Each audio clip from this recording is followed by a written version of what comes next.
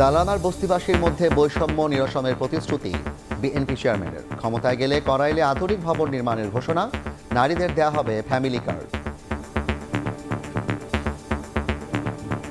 এইখানে যে মানুষগুলো থাকেন তাদের নাম রেজিস্ট্রি করে আমরা প্রত্যেকটি ছোট ছোট ফ্ল্যাট করবো এবং সেই ফ্ল্যাটগুলো তাদের নামে আমরা দিতে চাই। আমি আপনাদের এলাকার সন্তান, আপনাদের পাশে ছিলাম, আপনাদের পাশে আছি, ইনশাল্লাহ আপনাদের পাশে আমি থাকবো। একটি দলের বিরুদ্ধে ধর্মের নামে মানুষকে বিভ্রান্ত করার অভিযোগ মির্জা ফখরুলের।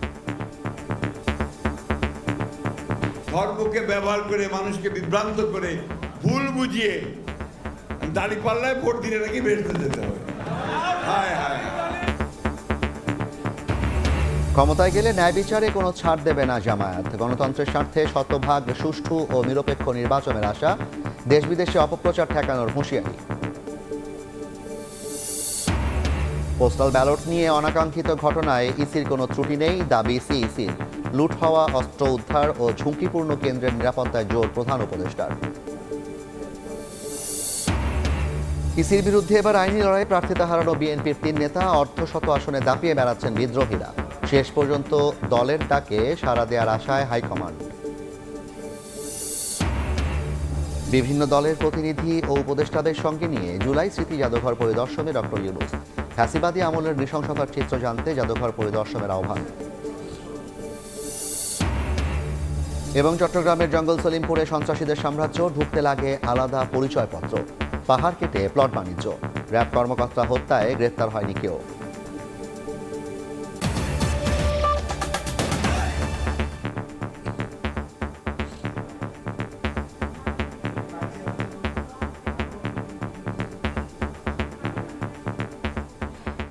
দালান আর বস্তিবাসীর সন্তানদের মধ্যে কোনো বৈষম্য থাকবে না। নারীদের আর্থিক সচ্ছলতার জন্য দেয়া হবে ফ্যামিলি কার্ড। করাইল বস্তিবাসীর দুর্বিষহ আবাসন সমস্যা দূর করতে সেখানে নির্মিত হবে আধুনিক আবাসন ব্যবস্থা। মরহুমা বেগম খালেদা জিয়ার রুহের মাগফিরাত কামনায় দোয়া মাহফিলে এমন প্রতিশ্রুতি দেন বিএনপি চেয়ারম্যান তারেক রহমান। নিজেকে ঢাকা আসনের সন্তান হিসেবে গ্রহণ করে স্থানীয়দের কাছে নিজ পরিকল্পনা বাস্তবায়নে সহযোগিতাও চান তারেক রহমান।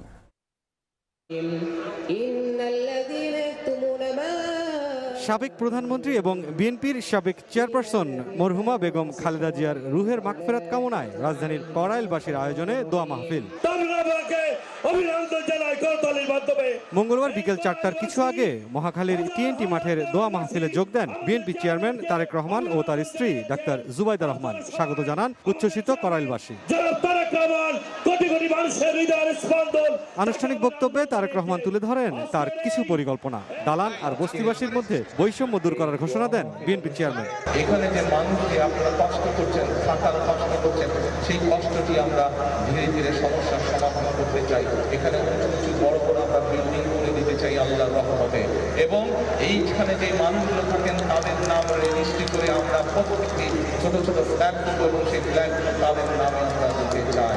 যেই মা বোনদের ফ্রি শিক্ষার ব্যবস্থা দেশনেত্রী খালেদা জিয়া করে দিয়ে গেছিলেন, সেই মা বোনরা শিক্ষা পেয়েছে, শিক্ষায় আজকে তারা শিক্ষিত হয়েছে। কিন্তু সেই মা বোনকে অর্থনৈতিকভাবে আমরা যাতে সচ্ছলভাবে গড়ে তুলতে চাই, সেই জন্য এইরকম একটি ফ্যামিলি কার্ড আপনাদের কাছে পৌঁছে দিতে চাই মা বোনদের কাছে। স্বৈরাচারী শাসক দ্বারা বাস্তুচ্যুত হওয়ার কথা স্মরণ করিয়ে দিয়ে নিজেকে করাইলবাসীর সন্তান হিসেবে তুলে ধরেন তারেক রহমান। এলাকাবাসীকে আহ্বান জানান তার পাশে থাকার। আপনারা কম বেশি সবাই জানেন স্বৈরাচারের সময় কিভাবে যেই বাড়িতে দেশ স্বাধীনের পর থেকে থাকতাম সেই বাড়ি কিভাবে ভেঙে চুরে গুড়িয়ে দিয়ে গেছে। তারপরেও আমি আজও আপনাদেরই এলাকার সন্তান। যতদিন বেঁচে থাকবো, যতদিন আল্লাহর রহমত থাকবে আমার উপরে, ইনশাল্লাহ আমি আপনাদের পাশে ছিলাম, আপনাদের পাশে আছি, ইনশাল্লাহ আপনাদের পাশে আমি থাকবো। পরে বেগম খালেদা জিয়ার রুহের মাগফিরাত কামনায় দোয়া ও মোনাজাত করা হয়। দোয়া পরিচালনা করেন স্থানীয় মসজিদের খতিব ইব্রাহিম বিন আলী। মুরসালিন হক জুনায়েদ, সময় সংবাদ, ঢাকা।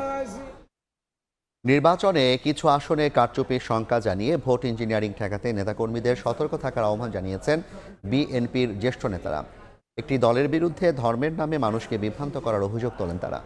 শহীদ রাষ্ট্রপতি জিয়াউর রহমানের জন্মবার্ষিকীর আলোচনায় বিএনপি নেতারা বলেন, দুটি রাজনৈতিক দল ভোট ইঞ্জিনিয়ারিং করে ক্ষমতায় যেতে সরকারের উচ্চ পর্যায়ের সঙ্গে বৈঠক করছে।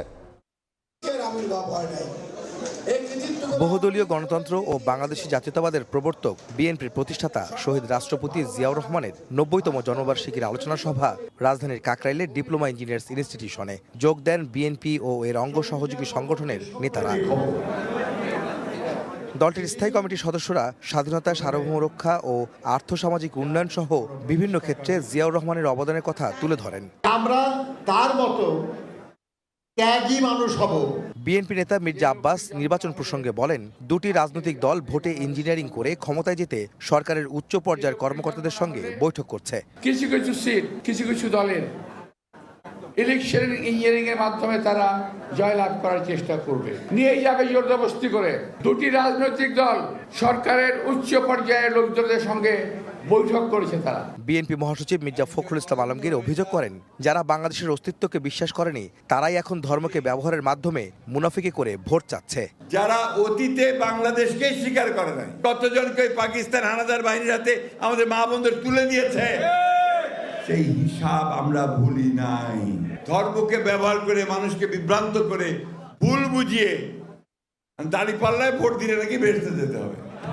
হায় হায়, চিন্তা করেন, এই নির্বাচনে নির্ধারিত হবে যে এই দেশ কি লিবারেল ডেমোক্রেসির হাতে থাকবে নাকি আপনার সমস্ত উগ্রপন্থী রাষ্ট্রবিরোধী লোকদের মধ্যে থাকবে।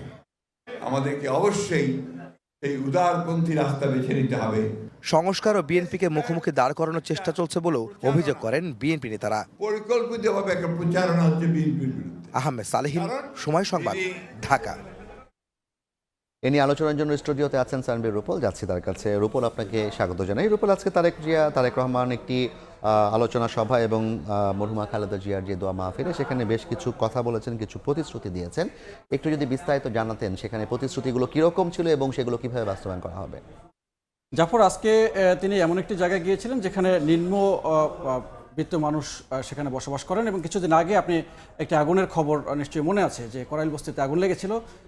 আমি যদি বলতে চাই, ভৌগোলিক দিক থেকে ঠিক তার পাশেই দেশের সবচেয়ে অভিজাত এলাকা গুলশান, অর্থাৎ ঠিক পাশাপাশি দুটি জায়গা আমি নিয়ে অনেকদিন আগে একবার প্রতিবেদন করেছিলাম একটি, তখনও সেই বিষয়টি তুলে আনার চেষ্টা করেছিলাম যে ঠিক একটি লেক আছে যে সেই লেকের এক পাশে গিয়ে উচ্চবিত্তদের সমাজের বসবাস, আর আরেক দিকে হচ্ছে সমাজের সবচেয়ে নিম্নবিত্তদের বসবাস। তো সেখানে গিয়ে তারেক রহমান আজকে তিনি যে প্রতিশ্রুতিগুলো দিলেন সেটি হচ্ছে যে এই লোকগুলো আর আবাসন সংকটে ভুগবে না, এবং বলতে চাইছেন যে তিনি বেশ প্রতিশ্রুতিবদ্ধ যে ফ্যামিলি কার্ডের বিষয়, এবং ফ্যামিলি কার্ডটি কেমন হবে সে বিষয়ে তিনি বিস্তারিত বলেছেন।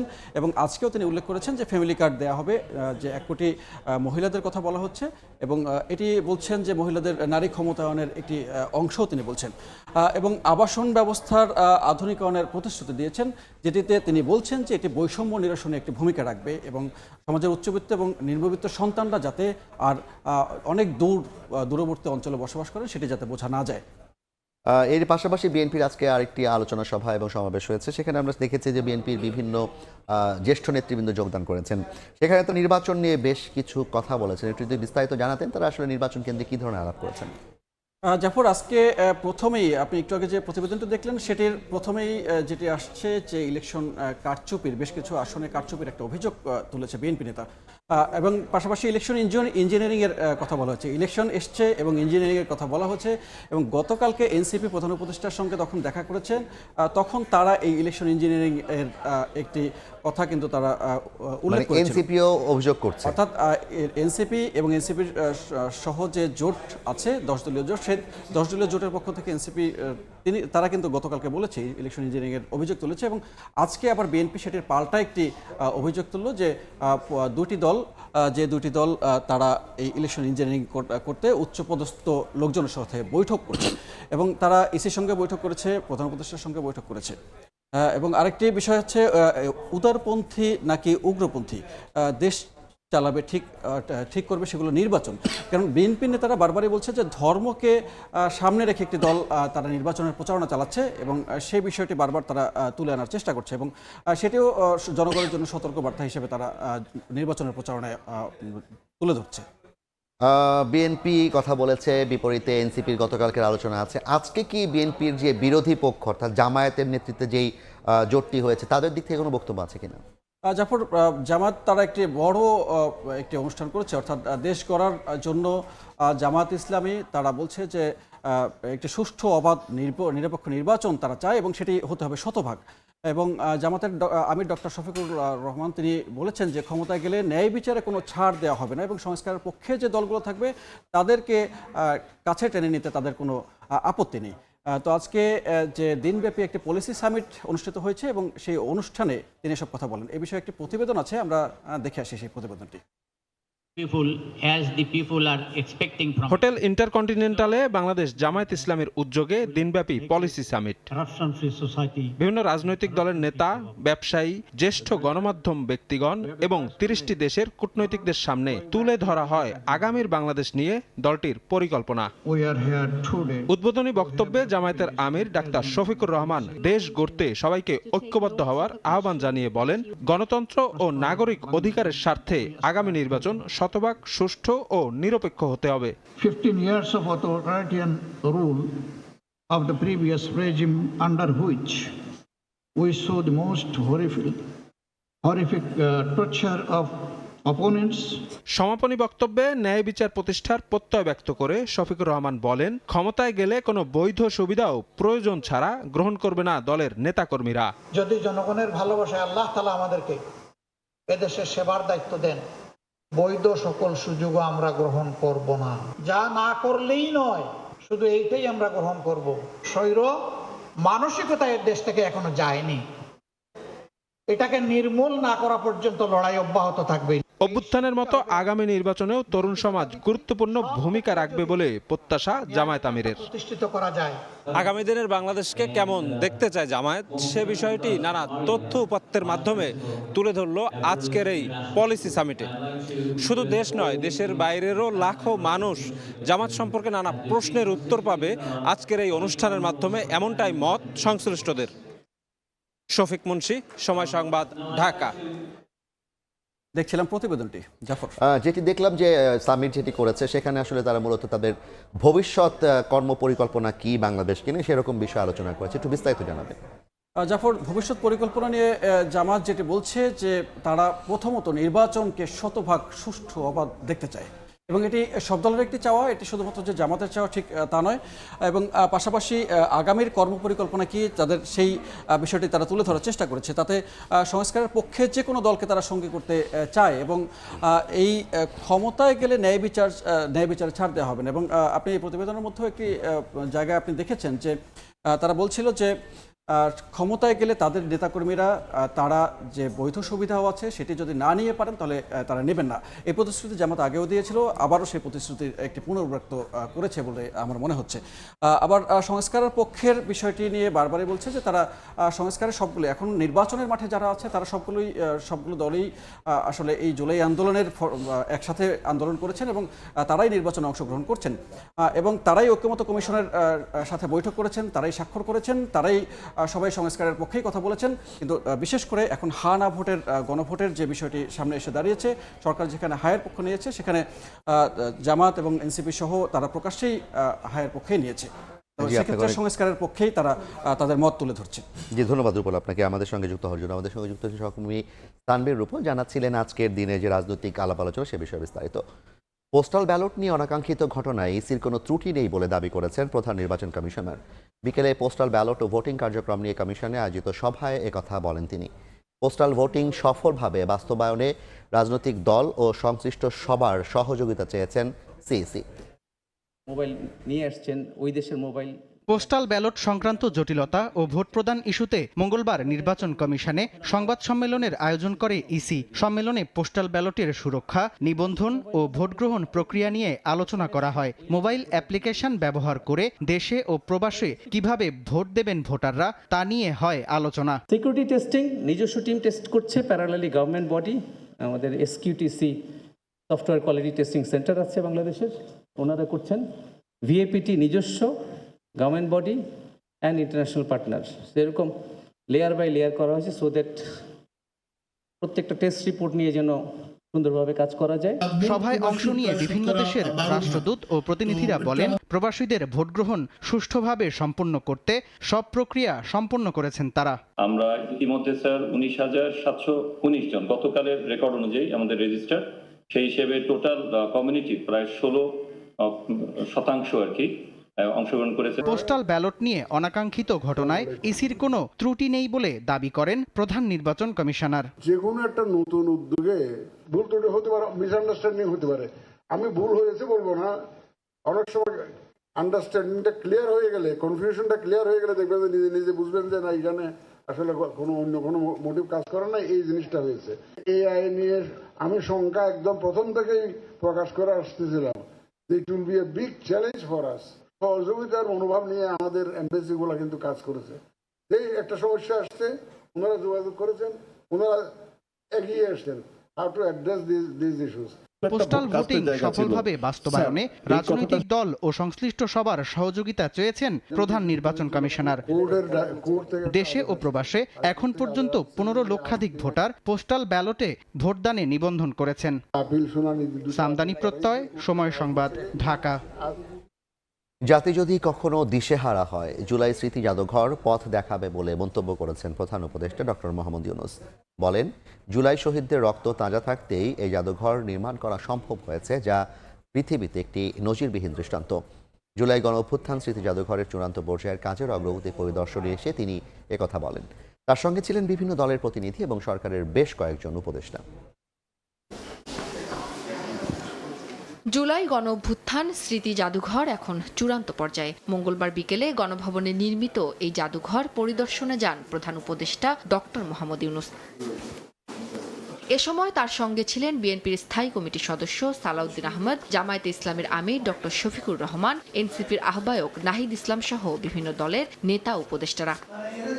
জাদুঘর পরিদর্শন করে প্রধান উপদেষ্টা বলেন, জাতি যদি কখনো দিশেহারা হয়, জুলাই স্মৃতি জাদুঘর পথ দেখাবে। আমরা যখন পথ হারিয়ে ফেলি বিভেদের মধ্যে, এক একজন এক এক দিকে যাওয়ার জন্য তাগিদে দাঁড়াতে, আমি প্রস্তাব করছিল যে যারা এই বিভক্তি লিড করছে তাদেরকে একসঙ্গে একটা দিন সকাল থেকে রাত পর্যন্ত গেলে দিয়ে দেওয়া। জুলাই শহীদদের রক্ত তাজা থাকতেই এই জাদুঘর নির্মাণ সম্ভব হয়েছে, যা বিশ্বে এক অনন্য দৃষ্টান্ত বলেও উল্লেখ করেন প্রধান উপদেষ্টা। এত টাটকা ইতিহাস নিয়ে জাদুঘর বোধহয় দুনিয়ার কোথাও হয়নি, আশা করি আর হবে না। রক্ত না শুকাতেই জাদুঘর করে জাদুঘরে জুলাই অভ্যুত্থানের ছবি, শহীদদের পোশাক, চিঠি, গুরুত্বপূর্ণ দলিল, পত্রিকার কাটিং এবং অডিও ভিডিও সহ নানা স্মৃতিচিহ্ন সংরক্ষণ করা হয়েছে। পরিদর্শনকালে প্রধান উপদেষ্টা ফ্যাসিস্ট শাসনামলে গুম, রাষ্ট্রীয় দমন পীড়ন এবং জুলাই অভ্যুত্থানের গণহত্যা নিয়ে নির্মিত 15 মিনিটের একটি প্রামাণ্যচিত্র দেখেন। উম্মে হানি, সময় সংবাদ, ঢাকা। রাতের সময় আরও থাকছে। শাকসু নির্বাচনের দাবিতে আজও উত্তাল শাবিপ্রবি, ভিসি কার্যালয়ের সামনে আন্দোলনকারীদের অবস্থান। একই দাবিতে চট্টগ্রাম বিশ্ববিদ্যালয়েও বিক্ষোভ। একদিকে কিছু আসনে বিদ্রোহী প্রার্থী, আবার কিছু আসনে প্রার্থী শূন্যতা। এমন বিপরীতমুখী অবস্থা অস্বস্তিতে ফেলছে বিএনপিকে। এখনও প্রায় অর্ধশত আসনে দাপিয়ে বেড়াচ্ছেন মনোনয়ন বঞ্চিতরা। তবে বিদ্রোহীদের সরিয়ে আনতে তৎপর কেন্দ্র। শীর্ষ নেতাদের আশা, শেষ পর্যন্ত দলের ডাকে সাড়া দেবেন বিদ্রোহীরা। অন্যদিকে নির্বাচন কমিশনের বিরুদ্ধে এবার আইনি লড়াইয়ে নেমেছেন প্রার্থিতা হারানো বিএনপির 3 নেতা। ফারুক ভূঁইয়া, রবিনের রিপোর্ট। ব্রাহ্মণবাড়িয়া 2 বিএনপি জোটের প্রার্থীর জন্য এই আসনে অস্বস্তির কারণ দলটির সাবেক সংসদ সদস্য রুমিন ফারহানা। দলের সিদ্ধান্ত অমান্য করে নির্বাচন করায় বিএনপি থেকে বহিষ্কৃত হলেও ছাড়েননি ভোটের মাঠ।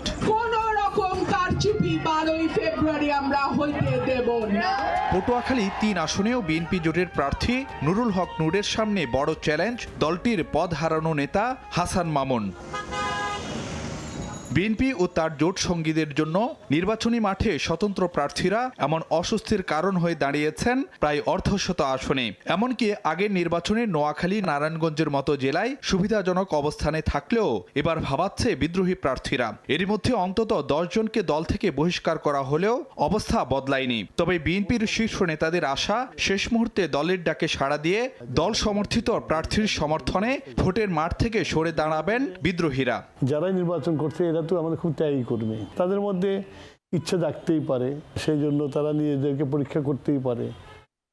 কিন্তু এই পরীক্ষা করতে গেলে যে আমার দলের ক্ষতি হতে পারে সেটা তারা চিন্তা করছেন, যদিও তারা ডেডিকেটেড কর্মী। চেয়ারম্যান সাহেব তো নিজে বুঝাচ্ছেন, তারপরেও যারা করবে সবাই দলীয় ব্যবস্থা গ্রহণ করতে হবে। দলের প্রতি যাদেরই কমিটমেন্ট আছে তাদেরকে নিশ্চয়ই আমরা নিবৃত্ত করতে পারবো। একদিকে যখন বিদ্রোহী প্রার্থীরা মাথা ব্যথার কারণ, অন্যদিকে 3 আসনে প্রার্থী শূন্যতার শঙ্কাও ভাবাচ্ছে বিএনপিকে। নির্বাচন কমিশনের আপিল নিষ্পত্তিতে বাতিল হয় যশোর 4, চট্টগ্রাম 2, কুমিল্লা 4 ও 10 আসনে বিএনপির প্রার্থীদের প্রার্থিতা।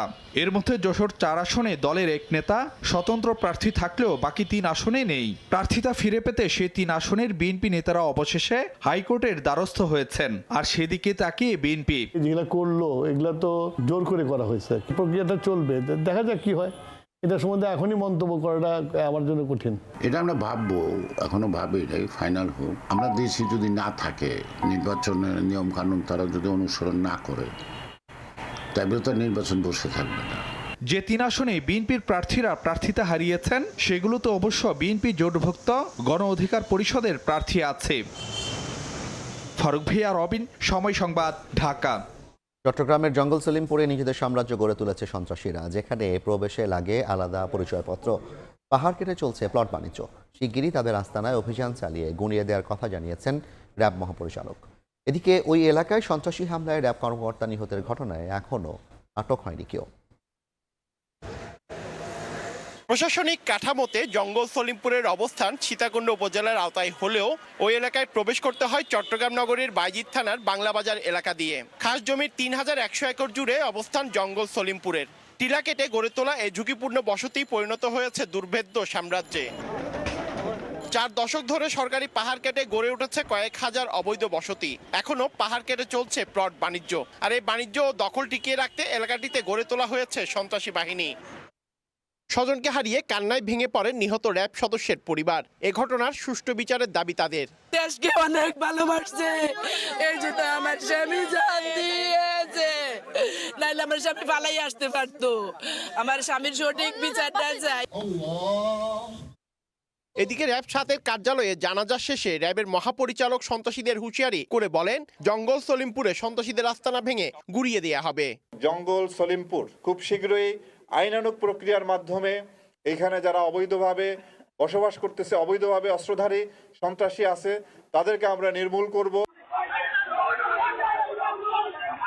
সোমবার বিকেলে চট্টগ্রামের সীতাকুণ্ডের জঙ্গল সলিমপুরে অভিযানে যান র্যাব 7-এর সদস্যরা। এ সময় তাদের গাড়ি গতিরোধ করে দুর্বৃত্তরা, ভাঙচুর করা হয় গাড়ি। র্যাব সদস্যদের লক্ষ্য করে এলোপাতাড়ি গুলি চালালে র্যাবের 4 সদস্য আহত হন। তাদের উদ্ধার করে সম্মিলিত সামরিক হাসপাতালে নিলে মোতালেব হোসেন ভুঁইয়াকে মৃত ঘোষণা করেন চিকিৎসক। অন্য 3 জনকে উন্নত চিকিৎসার জন্য চট্টগ্রামের সম্মিলিত সামরিক হাসপাতালে নিয়ে যাওয়া হয়। পার্থপ্রতিম বিশ্বাস, সময় সংবাদ, চট্টগ্রাম। রাতের সময় আরও থাকছে। টি-20 বিশ্বকাপ খেলতে ভারতে যাবে না বাংলাদেশ, অযৌক্তিক চাপ দিয়ে বাধ্য করা যাবে না, জানালেন ক্রীড়া উপদেষ্টা।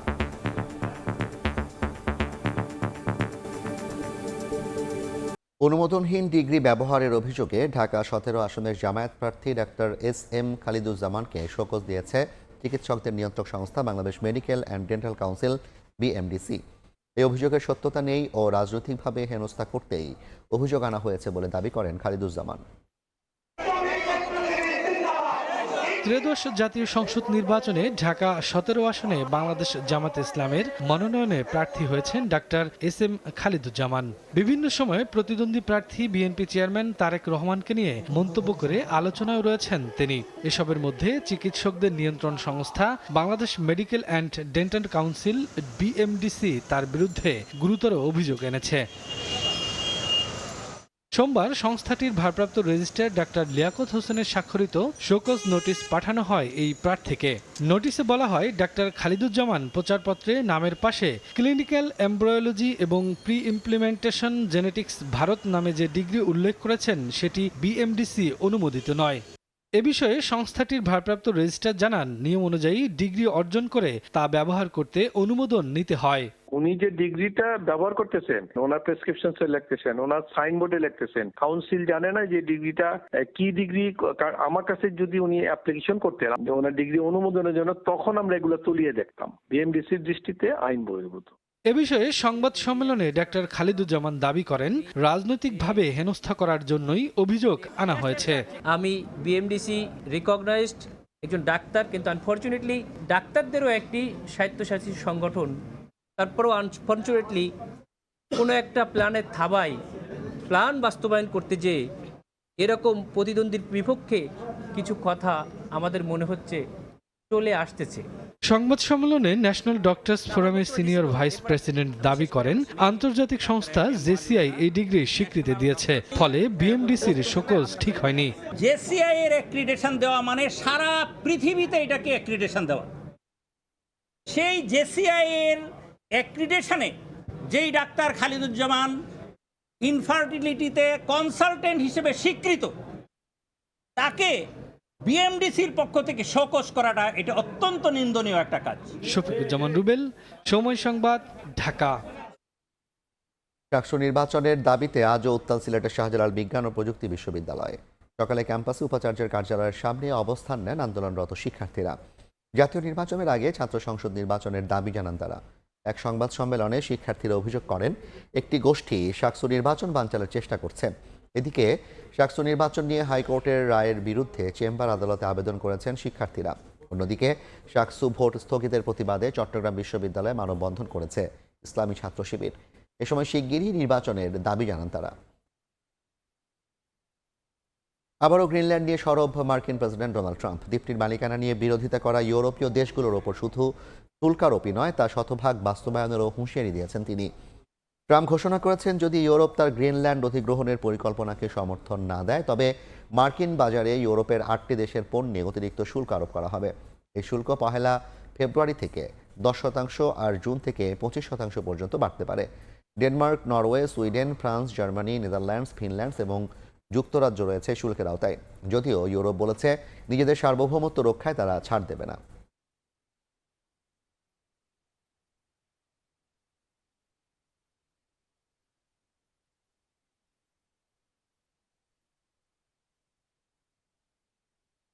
You're going to break me on.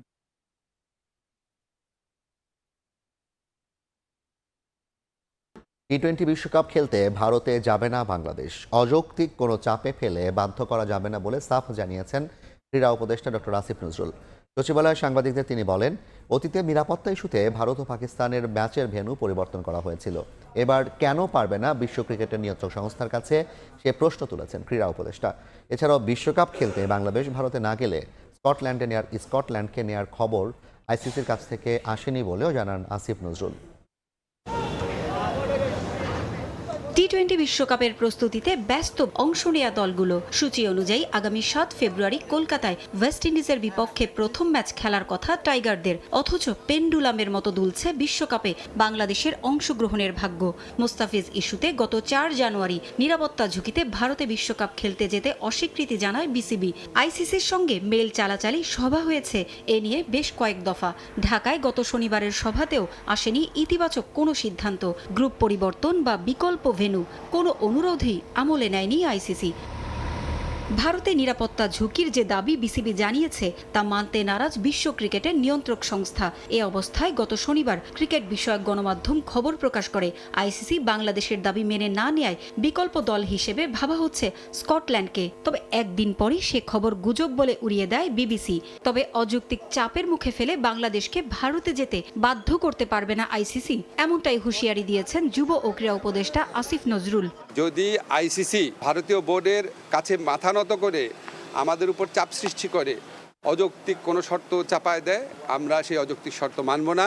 এর আগে এশিয়া কাপ ও চ্যাম্পিয়ন্স ট্রফিতে ভারত পাকিস্তানের রাজনৈতিক বৈরী সম্পর্কের কারণে ভেন্যু পরিবর্তনে বাধ্য হয়েছিল আইসিসি ও এসিসি। এবার তাহলে ভেন্যু পরিবর্তন করলে সমস্যা কোথায়, সে প্রশ্নও তোলেন যুব ও ক্রীড়া উপদেষ্টা। এর আগে এমন উদাহরণ আছে, পাকিস্তানে ভারত খেলতে যাবে না বলেছে, আইসিসি ভেন্যু চেঞ্জ করেছে। আমরা অত্যন্ত লজিক্যাল কারণে ভেন্যু চেঞ্জের কথা বলেছি। আমাদেরকে অযৌক্তিক প্রেসার প্রয়োগ করে, অযৌক্তিক চাপ সৃষ্টি করে আমাদেরকে ভারতে খেলাতে বাধ্য করা যাবে না। ভারতে না যাওয়ার সিদ্ধান্তে অনড় বিসিবি। এ বিষয়ে শিগগিরই চূড়ান্ত সিদ্ধান্তের পথে আসতে হবে দুপক্ষকেই। পারভিন আক্তার, সময় সংবাদ, ঢাকা। এ পর্যায়ের শীর্ষ সংবাদগুলো জানিয়ে দিচ্ছি আরেকবার। ক্ষমতায় গেলে করাইল বস্তিবাসীর জন্য আধুনিক ভবন করার অঙ্গীকার বিএনপি চেয়ারম্যানের। একটি দলের বিরুদ্ধে ধর্মের নামে মানুষকে বিভ্রান্ত করার অভিযোগ মির্জা ফখরুলের। ন্যায় বিচারে কোনো ছাড় দেবে না জামায়াত, গণতন্ত্রের স্বার্থে শতভাগ সুষ্ঠু ও নিরপেক্ষ নির্বাচনের আশা। দেশ বিদেশে অপপ্রচার ঠেকানোর হুঁশিয়ারি।